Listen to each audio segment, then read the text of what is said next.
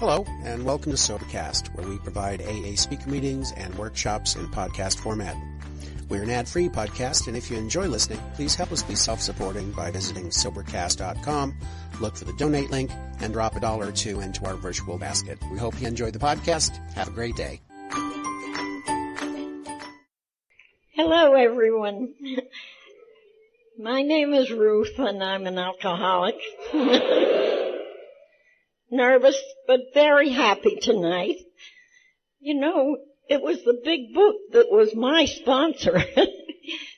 I couldn't find a woman around AA. So I had the big book, thank God. Anyway, this is a wonderful meeting. Just imagine all of us. I love alcoholics. And there's a lot of you here. And it's been wonderful being with Searchy and Dr. Bob's son, Bob. I knew his wife, Betty, who passed away last year. Lord have mercy on her. She was a great AA, too. And then Jim telling us about the Oxford group. It brought me back to when I came in first in 1948. I was very fortunate because I came in the Bronx, New York, and Bill was, you get a hand for everything these days.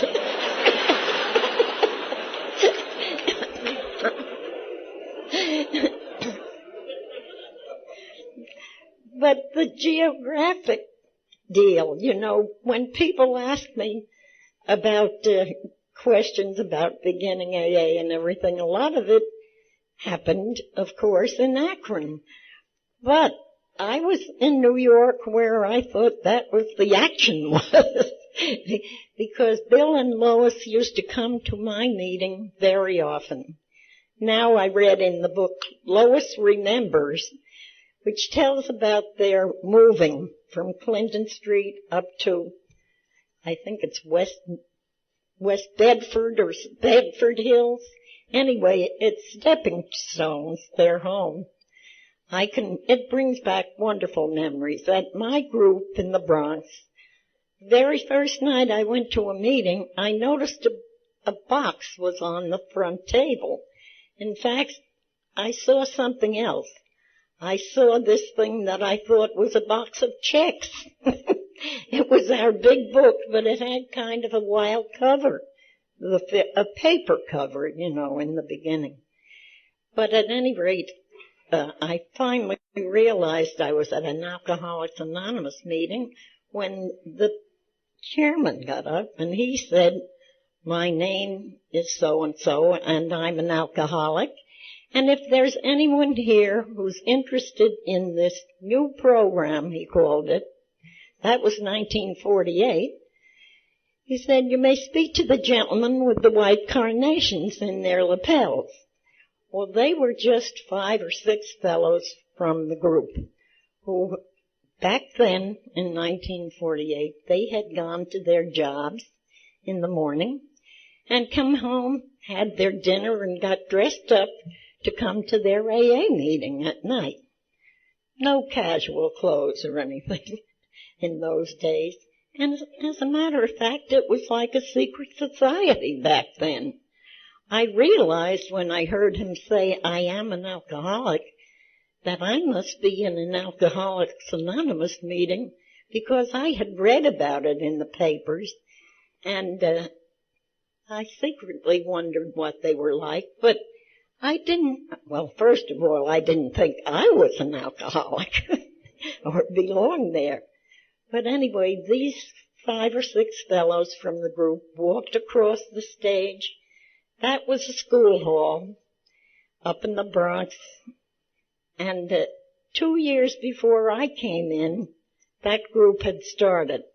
It seems the pastor of that church had an appendectomy in Fordham Hospital, and he was put in the room with a good old friend of mine who has passed away. Joe Hennessy was a New York detective, and they even write a newsletter about Joe Hennessy these days. He was quite a character.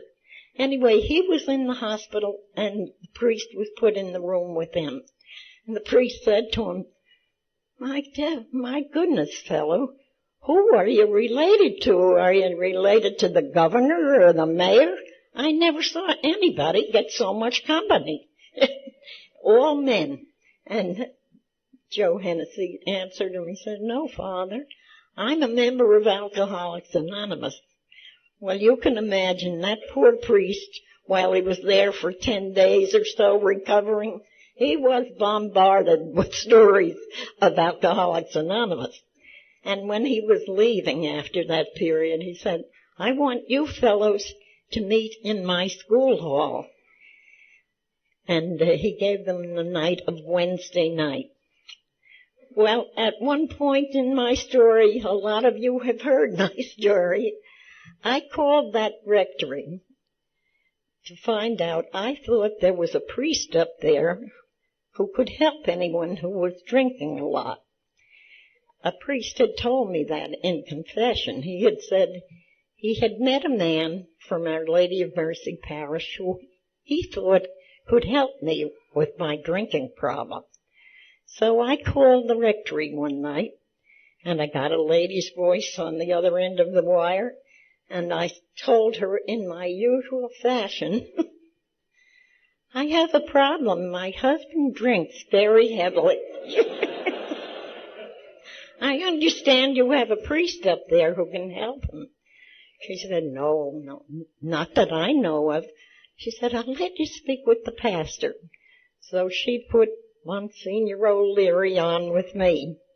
And of course he had had these 2 years of experiencing AA, in his school hall.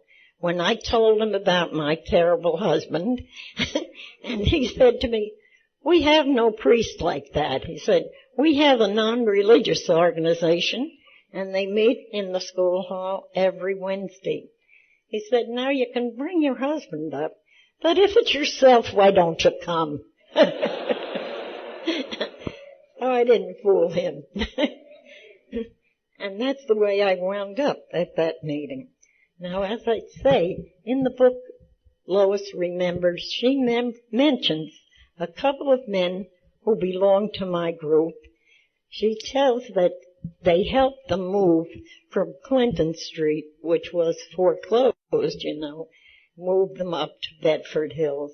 So I think that's why we saw so much of Bill and Lois. We did. Every few weeks they would come to speak to us. And on some occasions, Lois would say to the ladies, well, if you ladies would like to hear a little of my story, we can go into this other room. And we would, all these ladies who were mothers of alcoholics, wives of alcoholics, sisters of alcoholics, nobody was ever a drunk but me.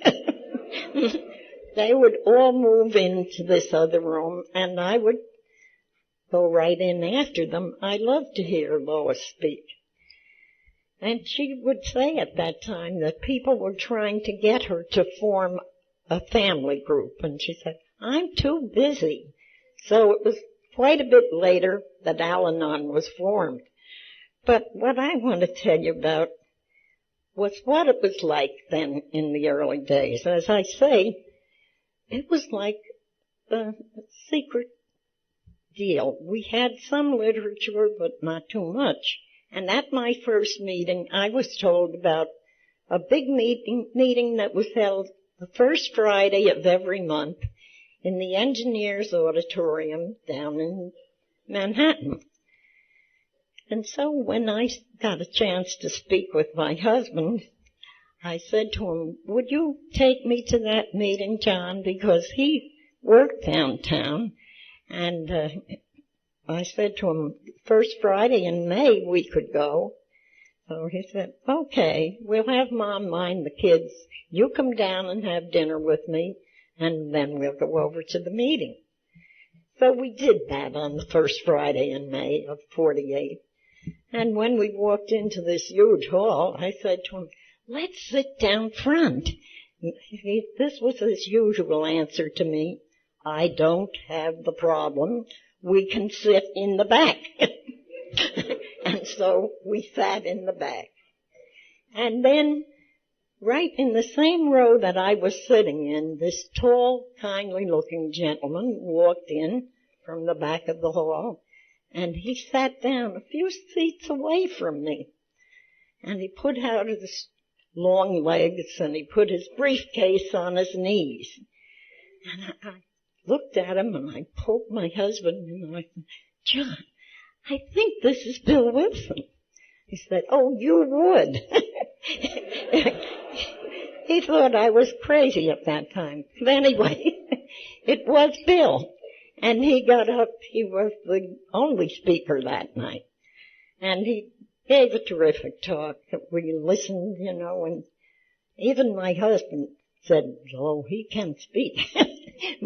But anyway, after he spoke, the one side of the room was all men, and there were 5 or 6 women, including me, at the meeting. And we all sort of went to the side, the left side, and everybody got up to thank Bill for his talk. And so I was on this line with the ladies, and when it came to my turn, he shook my hand, and then he said, "You're new." And I said, "Almost 3 weeks." So he said to me, "Have you found a sponsor?" Well, I had asked every woman I met, looking for a sponsor, "Are you a member of the group here?" "Oh, no, I'm writing a thesis on alcoholism." "Oh, no, I'm here for my aunt or somebody." Nobody was a drunk. But anyway, I said to Bill, "No, I haven't found one." So he had both my hands in his. He said, "Make sure it's a woman." That was his creed, He said, "Woman to woman, man to man." But then a highlight of the evening was he kissed me on the cheek. He did it with all the ladies. But it was wonderful. I hated it.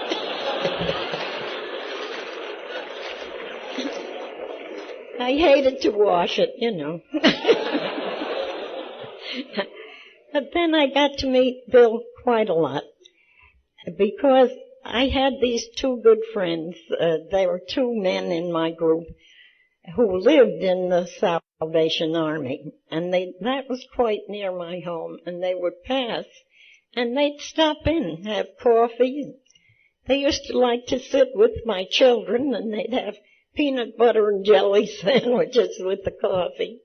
And but they were very kind to me, too. They took the older boys to the circus and to the rodeo. They were very kind people. Well, one of them, Joe, got a job in a club on 46th Street. He was the short order cook. So he stopped in to tell me one day, and he said, "If you come down," he said, "I think it's an AA club." And he said, "Why don't you come down with Virginia?" Virginia was my friend. When I went to my first meeting, the lady that I sat next to asked me at some point, well, we had a woman speaker at my first meeting, and what she did when she got up to speak, she said, I was told to drink beer to put weight on. She said, a doctor told me that about 18 years ago, and she held up an arm that was like a matchstick, and she said, it doesn't work. And I've been drinking it for 18 years. So when she said that, I laughed, and I turned to this lady, and I said, does this go on all the time? And she looked at me, she said, are you at your first meeting? And I said, yes, I am. She said, you sit there, dear. Sit right here. Don't leave. I'll be back. And she went looking for the only female member of that group at that time. But that was Virginia. And she was on a slip with the chairman. And they had taken the treasury.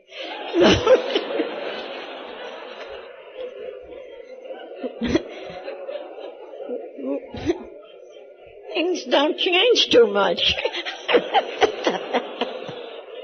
But anyway, Virginia eventually came back to the meetings, and so she was the closest thing I had to a sponsor, the big book and Virginia. She had been in AA long before I appeared on the scene, and so she and I went down to the 46th Street clubhouse where Joe got this job, and we ordered a big sandwich, and he gave us the best, you know. He said, I'll give you a great lunch. And we're sitting there enjoying it, and she said to me, that looks like Bill in the back.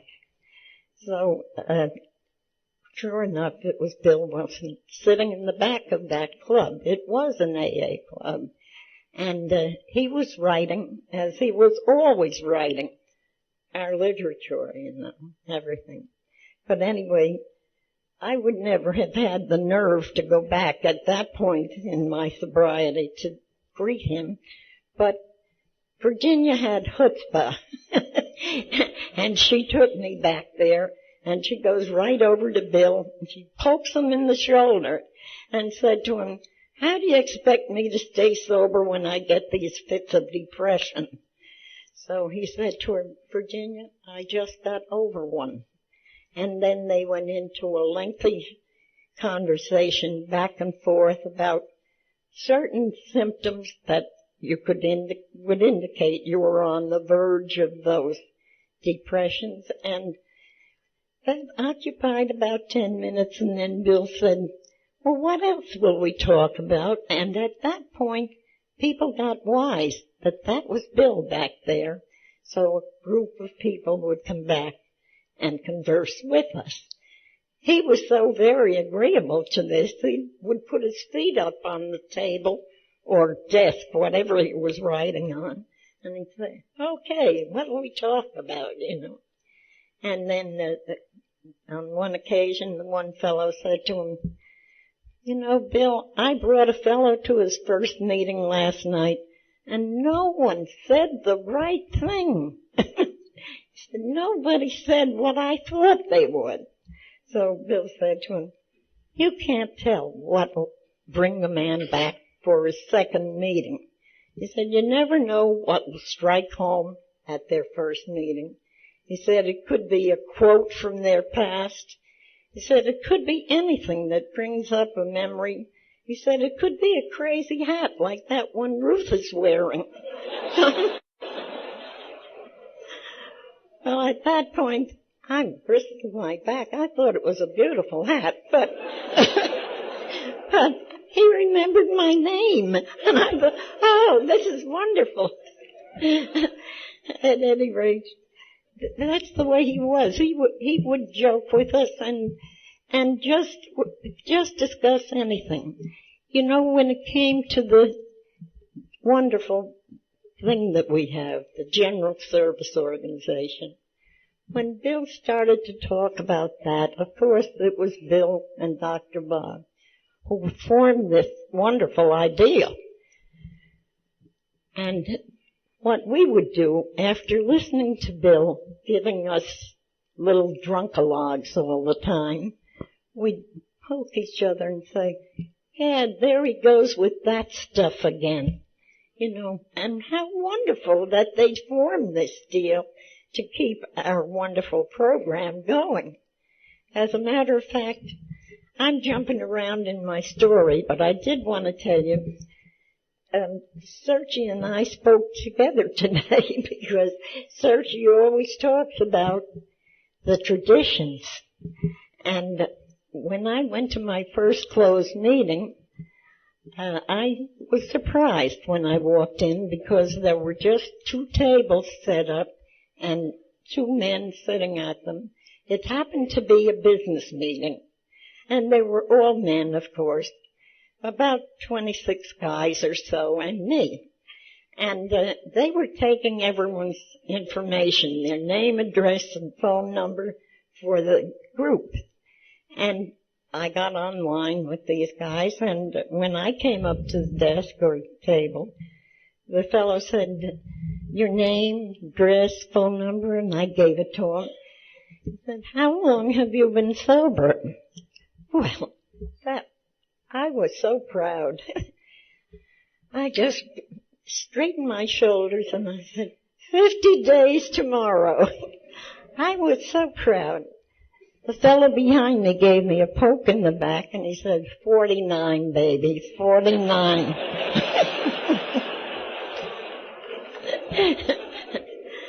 So I said, yeah, he's right. But the following day, I had a knock on my door, and one of the men from that group came to me, and he said to me, Ruth, how are you? I said, I'm fine. He said, are you sober? I said, 50 days today. And he had my first 12-step call. But what I wanted to tell you about is at that closed meeting, we were handed a huge paper. It was a draft of our traditions. And it said on the top of it, please read these over. If you think some of them should be changed, make the changes. Make any comments you wish, and then hand it in to the secretary. Well, I took that paper and read it, and I thought, this is good. 49 days of sobriety, and I could have changed one of them, you know. But I didn't. That was 48, and they were voted in at the convention. I think it was in Cleveland in 1950 that they were voted in. Sergi told us about that today. But anyway, I know how Bill felt because he would sort of break down and tell us his feelings, you know. And of course, our big book had already been written then, but he used to talk a lot about Rockefeller and how disappointed they were, sort of, when, you know, he visited the Rockefellers and everything. And at one point, they started this business of having a dinner every year. And he used to tell us that at one of those dinners, he said, what do you think? That Rockefeller gave us $1,000. So I said, immediately, about 7 billionaires got up and walked out of the room and left us $10 each. He said, they figured if he had all that money and gave us $1,000, $10 was enough. Because the Rockefellers did preach, this doesn't require money, the Alcoholics Anonymous program. Actually, they needed money even to answer the letters that were coming in from the big book. People were writing and asking, you know, what it was like and everything. But at any rate, knowing Bill and being around then, I feel I am very fortunate. But most of all, on that first, when I had 50 days and I had my first 12-step call, Pat Murphy was his name, Lord of mercy on him too. He took me, I had my 3 children then. I had my boy 6 years old and one of 4, and then I had a new baby, an infant. But I was taking them to the doctor that day when he came to my door and said he had a 12-step call for me. Well, I postponed the doctor's visit, and I got my neighbor to come in and to stay with the kids while I went out on that 12-step call. So Pat surprised me by bringing me downstairs and saying, it's Mary so-and-so, and she was a neighbor of mine a block and a half away, and I knew her whole family. She had a large family, and her youngest was going to the kindergarten that I was registering my son in. So I'm walking across to Mary's house and thinking, oh, good Lord, the whole place is going to know Ruth's an alcoholic. But I kept walking. I knew this was what was part of our program. So I got to her front door, and her teenage son came to the door. And I said, Kevin, I would like to see your mother. And he said, oh, you can't see her, Mrs. Mann. I said, she's sick, isn't she? And he hesitated a while and said, yeah. I said, I have the same illness, Kevin. I'm an alcoholic. So he said, oh, okay, you can come in. So he let me in, and Mary recognized me, but she was very, very sick. And Pat had said to me, I think she might need a hospital, and if she does, I'll have to borrow a car to get us down there. We had Knickerbocker Hospital, and it was a 5-day stay there. My big job then was to tell her family about it, because people didn't know what AA was like at all. I had to describe to her, especially her husband, that he had to pay $75 for 5 days for Mary to go to the hospital. But in that hospital, she would be treated as if she had an illness. She wouldn't be, as they were then, thrown into a city hospital or into Bellevue, where they didn't want to touch them with a 10-foot pole. But here she would be treated as if she had this illness or malady, as Bill used to call it, of alcoholism. It was Dr. Silkworth, of course. He was there from 1946 with his darling nurse, Teddy Rowan, who was a doll. She was Miss Rheingold of 1920-something. She was a tall redhead and a lovely lady. But anyway, I brought my pigeon or my patient in at least, into Knickerbocker Hospital after Pat had borrowed a car and taken us down there. Knickerbocker Hospital had one floor which was devoted on one end to the ladies and on the other end to the men. And so Teddy Rowan said to me, it'll take me a while and you a while, she said, to get this lady admitted to the hospital. So she said, you go out in the corridors there. Whoever you meet on this floor has to be in AA. It was open only to sponsors and AA people. So she said, it'll take you a while, so go out. So I went out to the corridors there and walked the corridors, and I stuck my hand out to everybody I'd see. My name is Ruth. What's yours? You know. So I came up to this gentleman and I said, my name is Ruth. What's yours? Well, he took both my hands in his and he looked down at me and he said, Silkworth. And when he said that, I was thrilled. I had read about him in our big book, you know. And I was embarrassed, but he said to me, how long have you been sober? And I said, 50 days. And the tears poured out. I was so grateful for those 50 days. He said, that's a wonderful beginning. So it was, thank God, because I worked with him later. He was such a great guy, really was. Everyone who came out of that Knickerbocker Hospital would tell you about some little thing that he would say to them that they carried with them for the rest of their lives. And so, after I was sober about 3 years, I guess it was, Colonel Towns invited about 24 of us, AAs who had been sober and going to meetings. And he said he had a plan. First of all, he served us these lovely little tea, crackers and cookies and everything, and tea and coffee, and I used to say he was part of the 400, but they don't even talk about that anymore, but he was a socialite. And so it was a very lovely thing, not like just going to a meeting, you know. But he said he had this plan in mind. He wanted to establish a committee for Towns Hospital. He said, when someone comes to my hospital, I'll ask them, are you interested in this new program called Alcoholics Anonymous?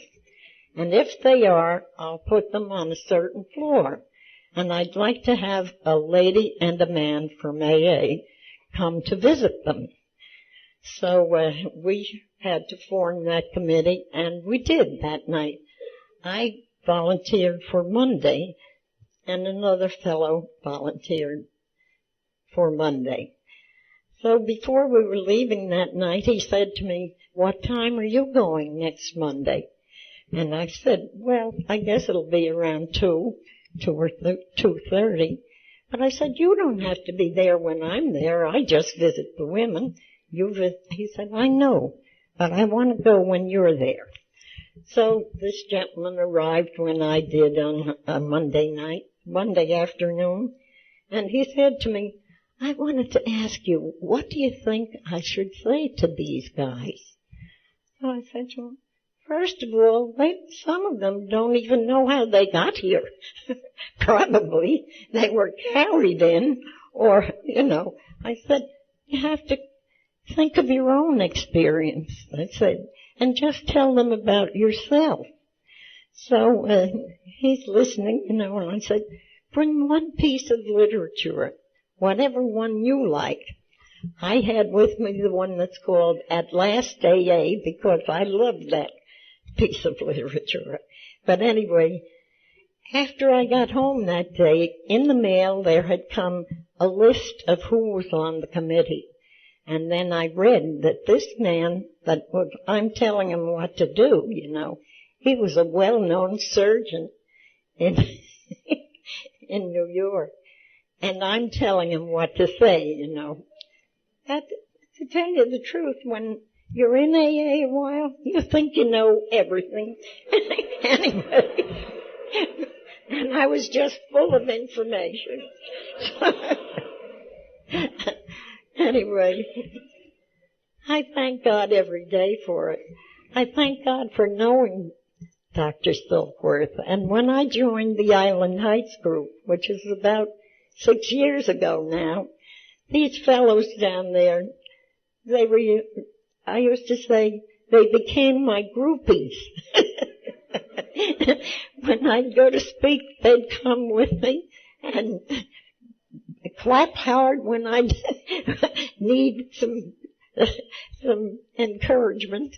But anyway, they even took me to Dr. Silkworth's grave, which is in Long Branch. He's buried in Long Branch, he and his wife. So that wasn't something that I was looking forward to, but I did see his grave. But he was a great man, and as I say, I just feel lucky to have known these people and to have known the way they felt about AA. It was only after, I was in a while. Well, first of all, in the beginning then, there was a lot of 12-step work, and it was one-on-one. There weren't many people who could afford that $75 for 5 days, first of all, because I went to places in the Bronx that, were pretty poor. And then I was in the position where I had to take my kids. I had one gal who, if I could get to Parkchester before her liquor store opened, she'd be sober. So that meant I had to get Tony, my baby, and get him rigged out in his leggings that they had to wear then, and boots and everything, and then ride the subway or the crosstown bus to Parkchester and get there before her liquor store would open. And I'd get her, maybe I'd bring her back to my apartment where I had to be there for the boys who were at school coming home. Anyway, I did a lot of one-on-one 12-step work, and it was wonderful. I remember looking up at all those buildings in the Bronx, with all the apartments and thinking, God, there's hell behind a lot of those apartment doors. And if only I could get in and help them because of someone's drinking, I knew what was going on in my home. Anyway, this has been a wonderful meeting. Getting to know Searchy and Dr. Bob's son, whom I know anyway. We were often together. It's an inspiration to me, and it just makes me feel wonderful to be part of it. I know a lot of you have heard me a lot, and I thank you for putting up with me. I just feel very lucky that I knew those people. I loved Lois because she was so easy to talk to. And I thought I was the first one who asked her if I asked her about that motorcycle trip they took, and I said, did you sit in that little cab on the side? She said, I did not. I drove and Bill drove. They took turns. She said, we needed that cab for our books and our clothing. So that's the type of person she was. She was a take-charge person, and I always used to think that she looked like a 4-H kid who has grown up. Oh, my dear. I'm getting the message, too. I just want to thank you all for all you've given me. What would a gal my age do now if she didn't have AA? I would be lost. I have so many friends, and I feel as if I could call on any of you, even the people who were here tonight. Everybody helps me around. It's a wonderful life. And if you're wondering whether you're alcoholic or not, don't wonder. Join us. It's a wonderful way to live. Thank you so much.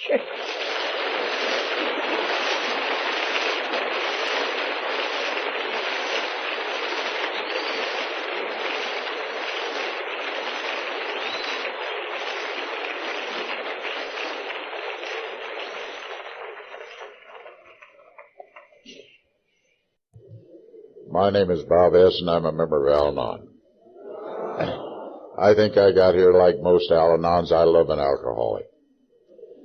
My wife, Betty, was a recovering alcoholic who had 19 years of sobriety, and believe me, folks, for that I am truly grateful. I think you can understand that. I think that to be an Al-anon, you're not necessarily an Al-anonic just because you're associated with an alcoholic. I think it requires some work on your part. I think I must live the steps. I think I must abide by the traditions. I think I must attend the meetings regularly, and I think I need to have a sponsor. And I do these things. And part of our emblem, both programs, is service. It seems important to me to tell you that I've been the GR and the DR, and I served 3 years with the West Texas Assembly. And a few years ago, I got a call from our Central Al-anon office asking me if I would consider myself to be a candidate for trustee at large for all of Al-anon. And I prayed about it and talked to my group, and I seemed to have the education and the qualifications for which they searched, so I called them and said, yeah, I will be glad to be a candidate for trustee at large of all Al-anon. And guess what, folks? I didn't get it. Oh, don't we hate rejection?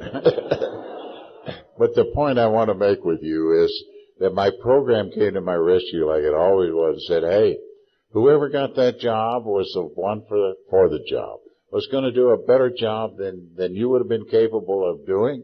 And maybe my Heavenly Father has something else for me to do. And I'm totally free of that. And that's what our programs can do for us.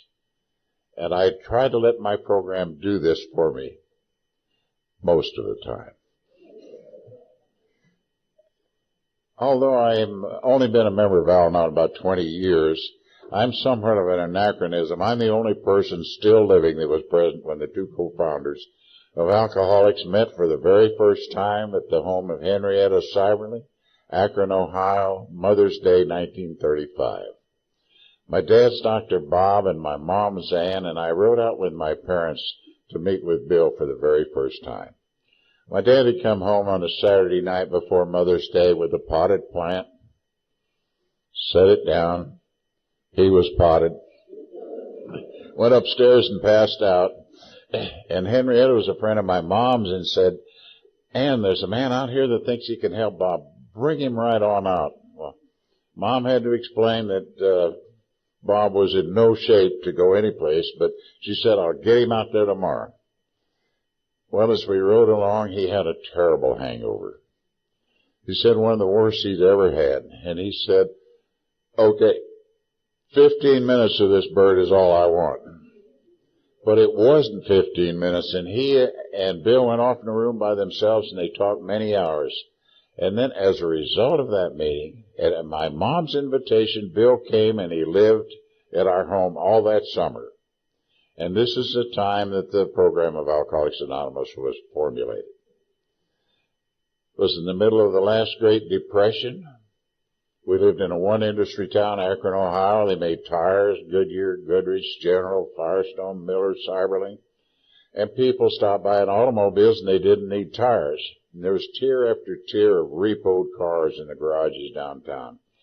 A strong man on the street corners selling apples for 5 cents apiece. But people had more time for each other, and I think that was providentially arranged, because it was very, very important that people communicate with each other, and they weren't as hurried and harried as perhaps we are today. I'd like to describe my dad to you. I think you'd have loved the guy. Dr. Bob was a tall, thin Vermonter, had icy blue eyes that kind of could look right through you. He was a graduate of Dartmouth, one of the Ivy League colleges back in the East, and I understand it was a drinker's Ivy League college. He fit right in there. And he'd worked out in industry a couple of years and then come back to St. Johnsbury, Vermont, his home, and prevailed upon his dad to allow him to come out to Chicago and go to medical school. And he barely managed to get his MD because his alcoholism was progressive like it always was. Obtained a coveted internship there at City Hospital in Akron. It was coveted because they had some advanced equipment. And he moved to Akron and married my mom after a whirlwind courtship of only 17 years. Dr. Bob thought things over very carefully.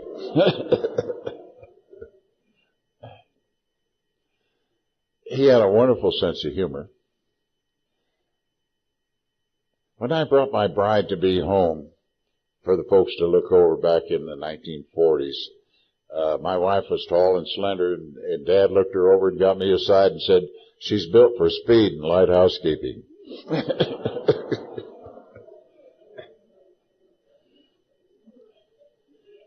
He was the type of guy that didn't have a lot to say, but what he said was very meaningful. And I want to tell you his sex and hygiene lecture to me as a teenager. He got me up in the bathroom one day, and I thought, I'm going to find out all about it now.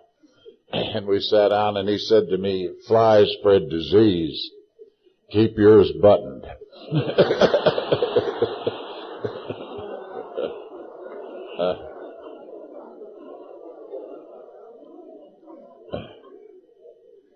My dad loved the slang of the day, not the nasty 4-letter words, but if Dr. Bob were living today, he would be able to talk to you young people about weirding out and stroking and stuff like that. He loved that kind of language, even though he had a fine vocabulary. He went along on a pretty even keel, always pretty steady and slow and not very flappable. And I think that again was providentially arranged because, you see, Bill, his partner, was just the opposite. Bill was garrulous. Bill was a visitor. Bill was also a tall, thin Vermonter. They were born within 100 miles of each other. But Bill was a visionary. I think Bill Wilson could see further up the road than any person I've ever known. Bill loved people. Bill was a salesman. Bill's mood swung. He was either high as a Georgia pine or low as a snake. And these two guys fit together perfectly. They never had an argument. And again, I think that was providentially arranged by our Heavenly Father. Because, you know, folks, if any two of us are exactly alike, one of us is unnecessary.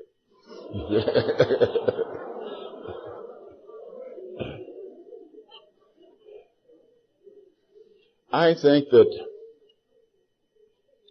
as near as I could tell, and I was a teenager at the time, these guys had two things going for them. They both had open spiritual minds, and they had the desire to be of service to another human being. And that's what I want to talk to you about. I want to talk to you about recovery. I'm going on the assumption that everyone in this room already knows how to be miserable. Okay? The first one was a young guy by the name of Eddie R., and Eddie had just been thrown out of his house for non-payment of rent with a cute little blonde wife and two stair-step kids, so they moved them all into our home. Took Eddie upstairs and locked him in the upstairs where he'd be available as they got this knowledge. Hey, you got to remember, folks, there's nothing written. They're just trying to stay a page ahead of Eddie.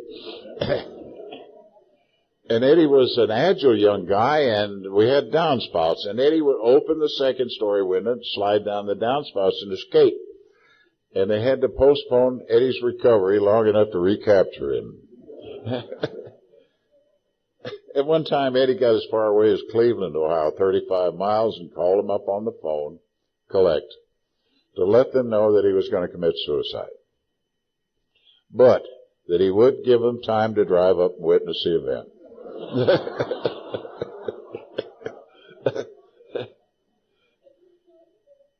Well, when they brought Eddie back home and Eddie sobered up, he had some mental problems that hadn't immediately surfaced, and he began beating up on this little lady to whom he was married. And then he began chasing my mom around the house with a butcher knife. So we held a group conscience meeting. And it was decided that the only thing to do with Eddie was for his little wife to take him back to Ann Arbor, Michigan, and recommit him in a mental institution. And this was done. And my dad and Bill were crestfallen. Here's their first attempt to sober up another alcoholic. Total failure. But I want to tell you folks something. At my dad's funeral, 15 years later, a guy walked up to me and he said, "Do you know me?" And I looked at him and I said, "Yeah, I know you. You're Eddie." And he said, "That's right." And he said, "I want you to know I'm a member of the Youngstown, Ohio AA group, and I've been sober 1 year." So we don't know the result of that 12-step call, do we? We're only called on to take that hand that reaches out for help. That is, I think the results depend upon our Heavenly Father's will and perhaps the zeal of the person receiving the message. But our part is to take that hand that reaches out for help. And thank God we don't have to be fully qualified to do it. Do we? We go with what we have at the time. We go with what we have at the time. I want to tell you about somebody nobody knows anything about, and that's my mom. My mom was a graduate of Wellesley, one of the fine women's colleges back in the East, as you know. Went there on a scholarship, and her great uncle was the president of Santa Fe Railroad, and he used to take her around the country in his railroad cars. And it was very opulent, and he liked Mom, and they rode around together, so she kind of got to see the genteel side of life. And she was a school teacher, had led a very sheltered life, was very easily shocked until AA. But we began treating these people in our home, and it was wonderful. This was recovery. They bring the guy in the house and with the blank eyes, and then pretty soon you begin to see a little twinkle, and pretty soon you got a vial of a human being on your hands, and it was fun. My dad had a treatment for him. He'd take a new guy upstairs and say, "Okay, fella, I'm going to give you a shot of whiskey, but I want you to take this little bit of medicine," and it was formaldehyde. Very, very pungent sedative. And he knocked him out from 24 to 36 hours. So when my sister and I came home from school, when we opened the front door and smelled formaldehyde, we knew we'd lost our bed. Well, we didn't mind. This was recovery, and we were both teenagers, and this was fun. Much better than it had been. Recovery. And they weren't just overnight guests. Arch T, who went on and started AA in Detroit, stayed almost a year. They had a food recipe that they used. And I'll tell you about it. It was canned tomatoes, sauerkraut. Now, Bill had an ulcer, and he thought sauerkraut cured everything. And Karo syrup. I think you'll agree the early alcoholics were a hardy group.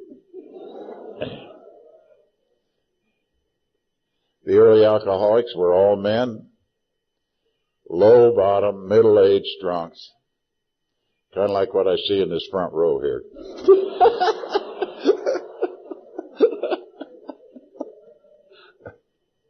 One woman came along fairly early in the program by the name of Elsie, but they caught Elsie doing a little 13-step work on Dr. Bob's examining table with AA by the name of Mitch.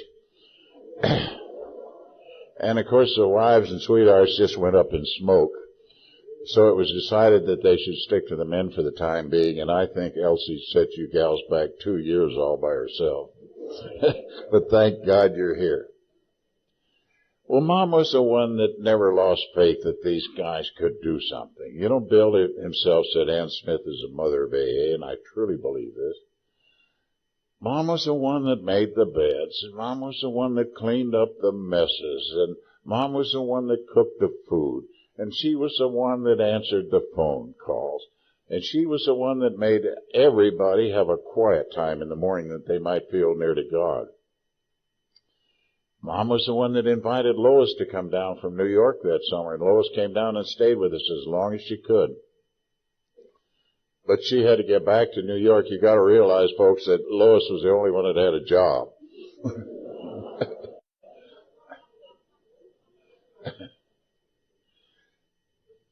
AA wasn't an instant success. It was thought of as a cult and a bunch of nuts. And my mom endured the snubs, and we got kicked out of the Presbyterian Church on account of AA. And I never heard anybody getting kicked out of the Presbyterian Church, but we did. So it wasn't just a bed of roses. But she never lost faith in these guys. And in the early part of 1936, my mom organized a women's group for the wives of alcoholics, whereby in her loving way she tried to teach them love, patience, and tolerance. And when Lois, our beloved Al-anon co-founder, rode around the country to see if there was any interest in a program like Al-anon, she found out that there were 64 groups in the country already doing it. Independent thinking had figured out that it was a disease that affected the entire family. At first, it was just a trickle. Then the media got a hold of it. The Cleveland Plain Dealer and then Jack Alexander's article. And the trickle became an absolute deluge. And the word got out that there was a doctor in Akron, Ohio, who could, quote, fix drunks. And they came in on the bus and on the train, dropped off by loving relatives, dropped off by relatives who weren't so loving. And again, I think our Heavenly Father provided the right person. Sister Ignatia was the admitting nurse of a Catholic hospital, and she and my dad prevailed upon the Mother Superior to allow them to start a ward for where people could be admitted with the disease of alcoholism. It was just the flower room, a room with 7 little cots in it. And I often wonder what the drunks thought when they came to and saw nothing but flowers. Must have been pretty startling. But anyway, what I want to tell you is that facility is still in that hospital. It's not the flower room. It takes the whole 5th floor. But it's in continuous service, and as far as I know, as a first-time alcoholic could be admitted with the disease of alcoholism.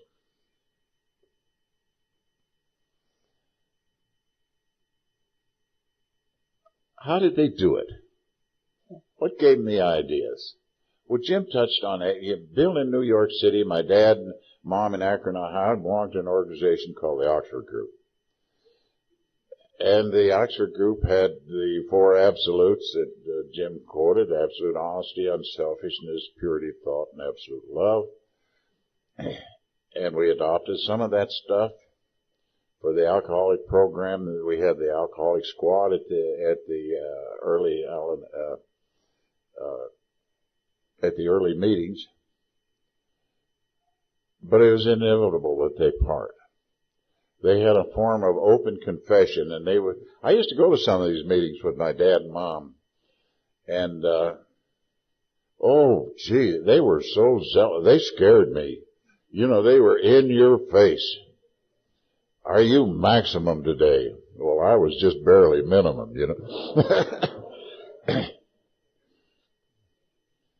And I wonder where I went, but I think it was perhaps maybe to get out of the doghouse. You can't tell by looking at me now, but I was not a constant source of joy to my parents.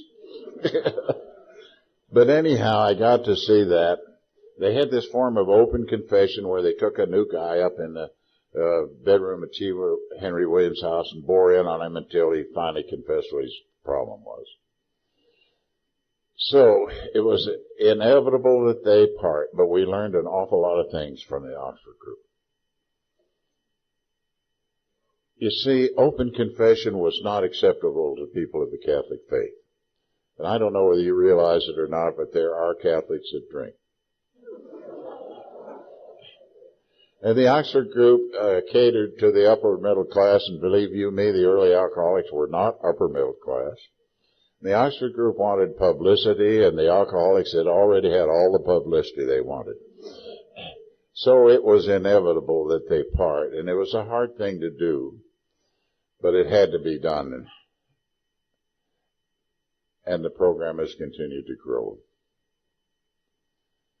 My dad only lived 15 years, but in that length of time, he personally treated over 5,000 alcoholics, medically and AA-wise, without charge. And I like to think of my dad as Dr. Bob. And the reason he had such good success is he emphasized the spiritual part of it. There's a very, very strong spiritual thread through all of our programs. The thing they used was God's big book, too. They used the Sermon on the Mount, 13th Corinthians, and as you all know, the book of James, faith without works is dead. Those are the things that they used that have been woven into the program. Betty and I attended the first international in 1950, and this is the one where they adopted the traditions. My dad was terminally ill at the time and gave a short talk. And then we drove him back to his beloved Vermont for one more trip, and I wouldn't take for the caring and sharing that we had on that trip. My mom had died the year before, and he was very ill, and he was very lonely. And we brought him back to Akron, Ohio, and I had a flying job out of Dallas at the time, and I had to get back to work, and I never saw him alive again. But what a wonderful time we had on that trip. Betty and I attended the second one, the International, in 1955. Bill invited us down there, and this is the one where Dr. Sam Shoemaker and Father Ed Dowling gave talks, and it's in the book, AA Comes of Age. The chapter, Religion Looks at AA. These are the guys that loved, the spiritual people that loved AA when AA wasn't cool. So we owe those people a tremendous debt of gratitude, too. Then Betty and I didn't attend any more internationals until 1980. We were out working on our case history. Betty and I were party animals. We loved to drink and we loved to dance, and I dag sure wasn't telling anybody that Dr. Bob was my father. But once in a while we'd get invited to a AA meeting. Somebody would find it out, and we would go and have a great time, and then as we left we'd say, oh, good for them. They needed that. And all the time alcoholism was entering our home. Now Betty put her dad in a drying out place in Albuquerque in the 1940s, and he and another guy started AA in New Mexico. So if there was ever two human beings that should have recognized alcoholism, it was Betty and I. But we didn't. We were unique. We were different. When it finally got bad enough, as it often happened, a young guy called up Betty and said, Betty, we're starting a group for Alcoholics Anonymous here in Nocona, Texas, a little town in which we live. Will you come? And she said yes. And she went there, and she hung on by her fingernails, and the founding day of that group was Betty's sobriety day. She never had another drink as long as she lived. You know, even knowing what we didn't just jump into this AA thing. We began to touch it up a little bit, and I like to describe it this way. These two men loved to hunt up in Alaska, and they would hire an aviation company to come in and drop them down on a lake and then pick them up a week later. And the little plane came in, the hunter said, oh, we're delighted to see you. We've had a wonderful hunt. We got 3 moose. And the pilot said, 3 moose, and you 2 guys, and me in this little plane? And one of the hunters said, don't worry about it. He said, I came in with a plane just like yours last year. And we had 3 moose, and what he did was he got a further run. He taxied up the river and got a longer run for takeoff. The pilot thought, well, I've got to try it. I'm young with the company. And sure enough, that's what he did, and it took on off, and it starts back to civilization. But the little engine is overheating, and it loses power, and way out in the wilderness it crashes. And one of the hunters drags his buddy out from under the plane and kind of dusts him off, and his buddy said, oh, where in the world are we? The other said, you know, I think we're within 100 yards of where we crashed last year.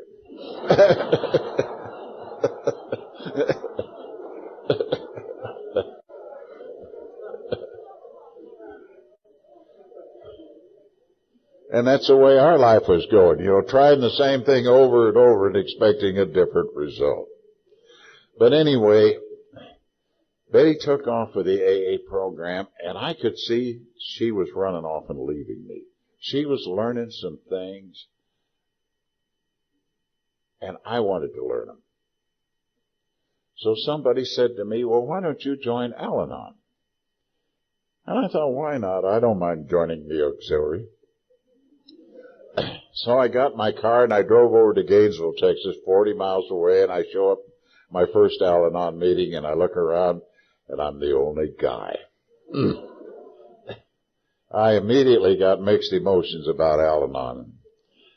I always like to describe mixed emotions this way. It's kind of like the feeling you get when your teenage daughter comes in at 4 a.m. with a Gideon Bible under her arm.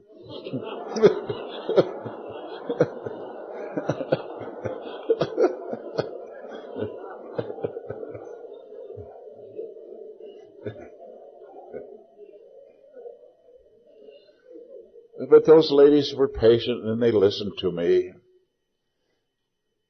You know, I was the rock that had been holding the family together, bloody but unbowed. And I thought, oh, I really laid a trip on those gals. Well, you know, these things are revealed to us as we can handle them. A couple of years later, I talked to Ann, one of the ladies who was there, and she said, oh, yeah, Bob, I remember when you came to that first meeting. After you left, we held a meeting. We said, boy, there's one that's not going to make it. And another thing was revealed to me a little later on. There wasn't a darn one of them that offered to sponsor me either. But anyway, I thank the Lord for those good women. And our lives went along just great. We live in a little country town, 3,000 people, and our programs were parallel. Betty was AA, and I was going to Al-anon. We were prospering. Well, I'll tell you how it was. We put carpeting in our bathroom. You know how good that feels on your feet on the cold winter mornings? Well, we liked it so well, we ran it on into the house.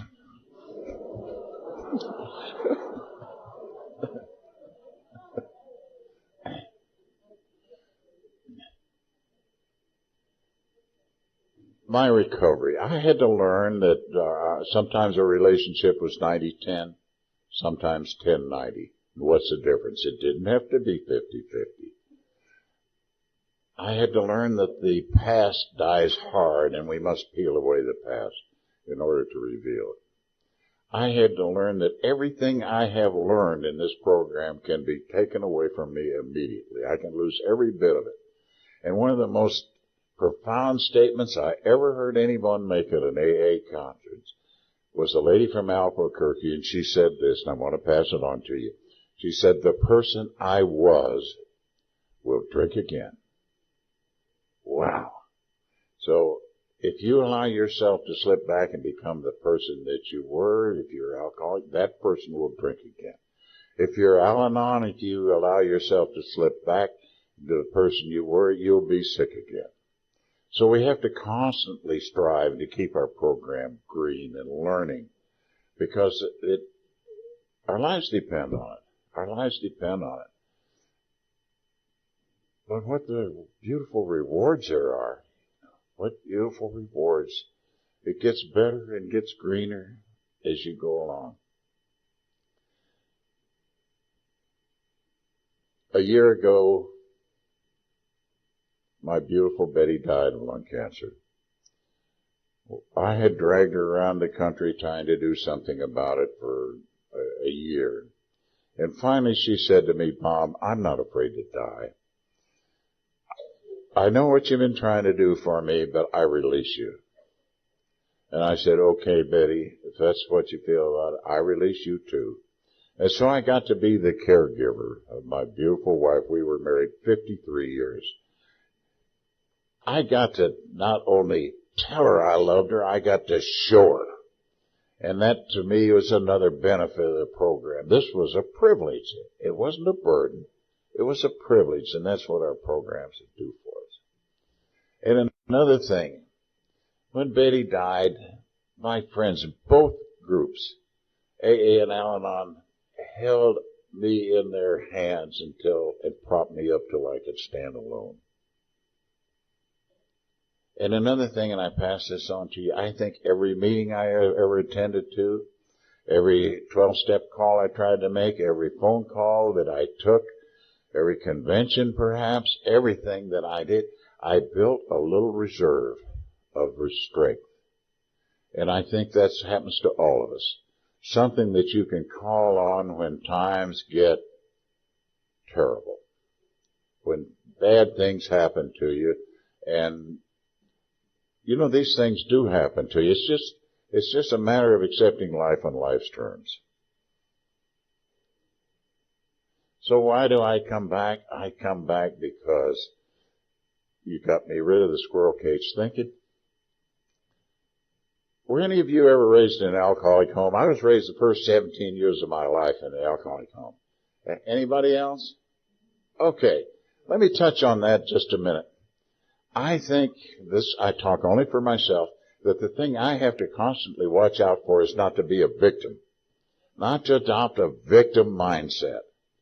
You know, here I was raised in an alcoholic home, and all the screw-ups I did and all the bad things I did and all the things I was supposed to do and didn't do, they're not my fault. I'm a victim. I'm a victim. And this works. But there's a price that you pay for that mindset right up front. And I constantly must keep that in mind. And that price is you must continually increase the resentment towards somebody or some group of people.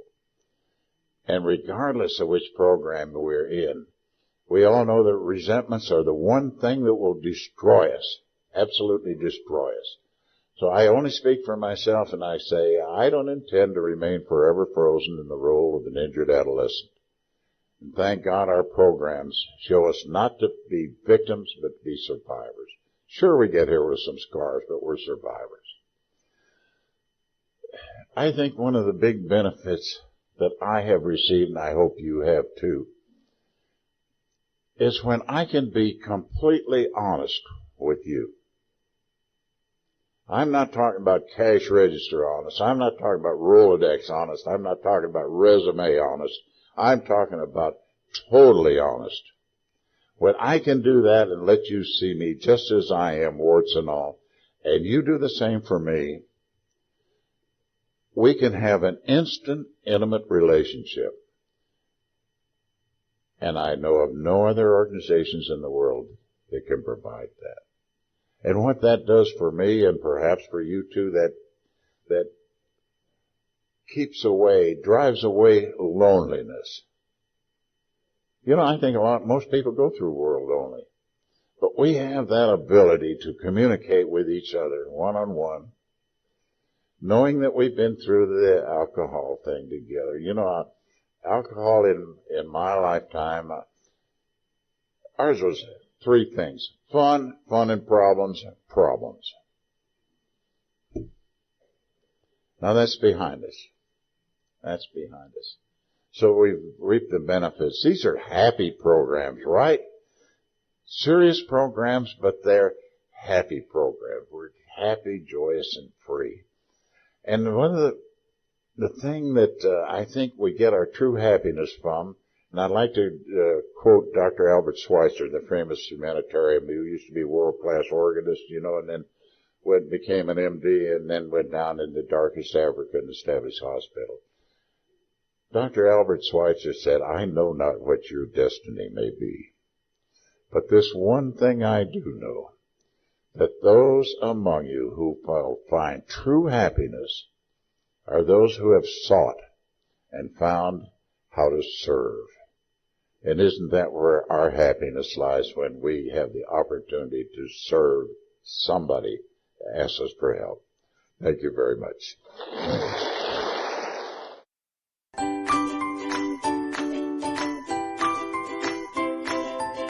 Thanks for listening. I hope you enjoyed the podcast. Sobercast is ad-free, and we'd like your help in order to keep it that way.